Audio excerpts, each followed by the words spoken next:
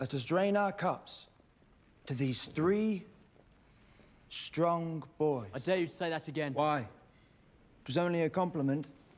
Do you not think yourself strong?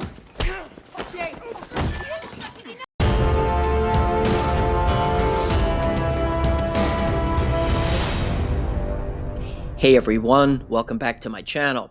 Today I'm taking another look at Season 2 of House of the Dragon, and in this one I'm examining those characters whose evolution I'm most interested in seeing.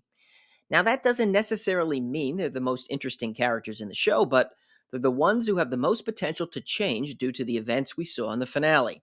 For instance, while Daemon is one of my favorite characters in the series, I wouldn't include him on this list because I don't expect his approach to change significantly in Season 2.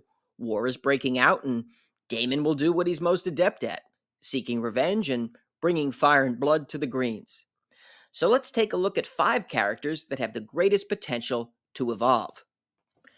First up for me is Jace. Obviously, he'll be coping with the loss of his younger brother Lucerys. What's most interesting, though, is that in going to Winterfell, Jace is taking on the first leadership role he's ever had. He's lived in the shadow of 2 very strong individuals, Rhaenyra and his stepfather Daemon, and now Jace is tasked with an important mission to ensure that the Starks are on the side of the Blacks. Jace will be in a position where he'll have to think on his feet when meeting with Cregan Stark, the Warden of the North, but he'll be making decisions for himself too, particularly if the show goes the route of having him agree to the Pact of Ice and Fire with Cregan. Out of the shadow of Dragonstone and his parents and the many restrictions there, including an arranged marriage to Baela, Jace is going to finally experience some semblance of freedom, and it'll be interesting to see how he handles it. Next up is Aegon. Now you might say at first glance, Aegon is a degenerate. Do you expect him to change into a better person in the upcoming season and maybe become more like his father? Of course not, but the difference here is that in Season 1, while he was debauched and irredeemable, he was wallowing in his own misery and didn't want to rule. Be gone! I have no wish to rule, no taste for duty, I'm not suited. You get no argument from me. There was insecurity rooted in his belief that his parents never loved him. Steadfastly, he upheld Rhaenyra's claim. He changed his mind. Wow. No. He could have, but he never did. Because he didn't like me. Do you love me? You imbecile. But now things look as if they might change. We got a taste of that at his coronation when he was surprised to finally receive such support and adulation from the citizens. I think this boost to his ego is going to intoxicate him as much as alcohol has, and it's only going to amplify his previous behavior. It was funny too at the coronation, both Helaena and Aemond looked concerned and even appalled with how Aegon was reacting to the cheers of the people. And when his excessive, reckless, and wanton behavior is fueled by the new power that he holds, it's going to be a train wreck of epic proportions. So for pure spectacle, it's going to be fun watching Aegon go up in flames. Next for me is Rhaenyra. When she was young, at points she would rebel against her father, and she was extremely strong-willed, so much so that she was the only person who could keep Daemon in line. But she did mature to show more diplomacy. She made numerous attempts to try and mend things with Alicent.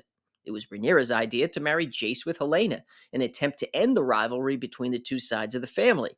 But we are one house. Long before that, we were friends. My son, Jacaerys, will inherit the Iron Throne after me. I propose we betroth him to your daughter, Helaena. Ally ourselves. Once and for all. Let them rule together. This would have solved the problem of succession. And as late as Viserys' final dinner, she appeared to want to bridge the distance between herself and Alicent. Let me see the children home. I'll, return on Dragonback. The king and I would both like that. Now, though, after Lucerys met the wrath of Vhagar, Rhaenyra's quest for vengeance could equal Daemon's. In the preview trailer that came out a few months ago, there was a clip that showed Rhaenyra outside Storm's End. She looked a bit dirty and disheveled, and while this could be nothing, some have speculated that she got on Syrax and already brought some retribution for the death of her son. In Season 1, she was leaning more towards conciliation prior to Lucerys' death. It was something Rhaenys even praised about her to Corlys. That girl is holding the realm together at present. Every man standing round the painted table urges her to plunge the realm into war. Rhaenyra is the only one who's demonstrated restraint. Now, though, I believe she's going to see eye to eye with Daemon, and we'll see how far she's willing to go. Next is Alicent. This character began to intrigue me once we got to the adult version, which was played so well by Olivia Cooke. She's a woman who largely had her choices taken away from her at a young age. She was forced to marry the much older Viserys and only began to come into her own and develop some agency after the king died.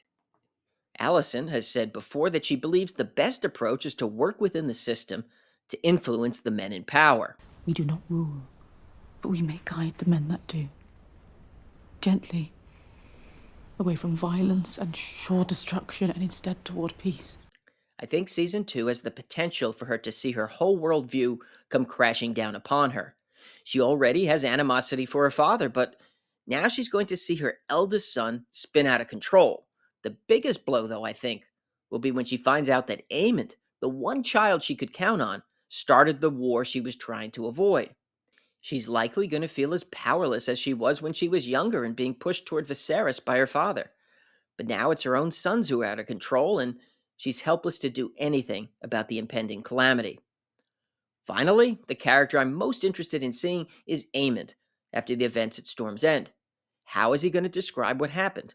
Will he tell the truth and say that Vhagar took it upon herself to chase down Lucerys and Arrax? Or will he take full ownership of what happened? I don't think he's going to want to admit that he lost control of his dragon. Aemond is also the one character who I think could have a couple of different shifts during the course of the season. I believe at first he might privately have regrets about what happened. It's possible the one person he might even confide all this in is Helaena, while maintaining a sense of bravado with the others. But then, as events unfold, and I won't give any spoilers here, but Raiders of Fire and Blood know what's coming. I think the revenge that Daemon and Rhaenyra seek could then in turn push Aemond into the type of monster that people already perceive him to be after the death of Lucerys. Aemond's evolution is going to be a fascinating journey. If you enjoyed the video, make sure to hit the like button. And if you're interested in more on House of the Dragon and A Song of Ice and Fire, listen to Caraxes and subscribe. I want to thank everyone for watching, and I'll see you soon.